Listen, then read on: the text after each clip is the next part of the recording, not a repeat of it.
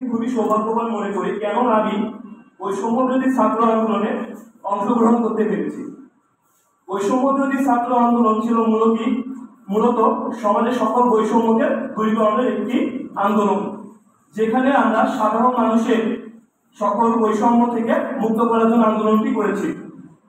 আমরা এত বছর ধরে পড়াশোনা করবো, প্রায় 15 বছর যাবৎ আমরা পড়াশোনা করি, কিন্তু 15 বছর শেষে যখন আমরা কোনো চাকরি বা ইন্টারভিউ দিতে যাই, আমরা কোনো চাকরি বা সমান সুযোগ সুবিধা পাই না সরকারি ক্ষেত্রে। কেননা কোঠার ক্ষেত্রে অনেকে মেধা শূন্য হলেও জিতে যায় সমাজে, সেখানে আমাদের মেধার পরাজয় ঘটে। আমাদের মেধার পরাজয় যাতে না ঘটে সেজন্য আমরা আন্দোলন করেছি। আমাদের আন্দোলনের মূলত একটি লক্ষ্য ছিল শান্তিপূর্ণভাবে আন্দোলন করব, এবং এই আন্দোলনের জন্য আমরা দীর্ঘ 1971 সাল থেকে আমরা চেষ্টা করছি। সরকারি বিভিন্ন কর্মক্ষেত্রে আমরা চিঠি প্রদান করছি সরকারি কর্মচারীদের কাছে, যাতে আমাদের কোঠার তালিকা থেকে মেধার তালিকায় বেশি মূল্যায়ন করা হোক। কিন্তু আমাদের মেধার তালিকায় মূল্যায়ন না করে প্রতিবারই কোঠাকে বিবেচনা করা হয়, যার ক্ষেত্রে প্রতিবারই মেধার পরাজয় ঘটেছে। আমাদের মেধার এই পরাজয় ঘটানোর না জন্য আমরা প্রতিবারই নিজেদেরকে তুলে ধরেছি। সর্বশেষে আমরা 2024 সালে আগস্টে নিজেদেরকে আন্দোলনের মাধ্যমে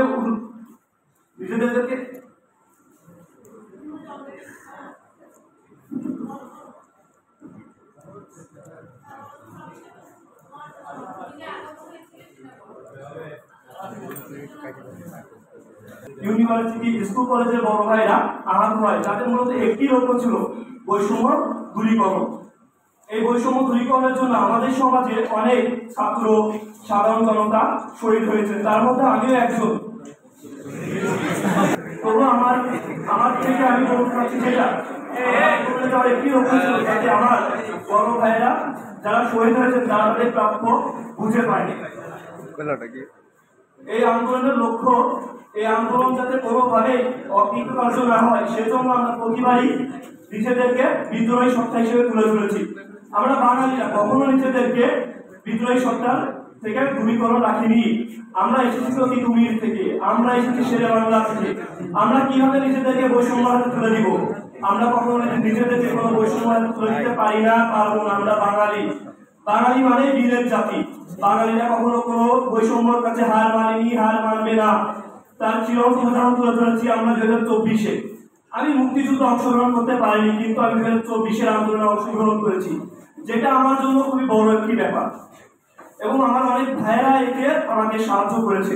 আমাদের সমাজে বৈষম্য দূরীকরণে তারা আমাদের সাথে এক ঐক্যবদ্ধ হয়ে আমরা এক আন্দোলন করেছি, যেটা আমাদের সফল হয়েছে এবং স্বৈরাচারী সরকারের পতন ঘটাতে পেরেছি।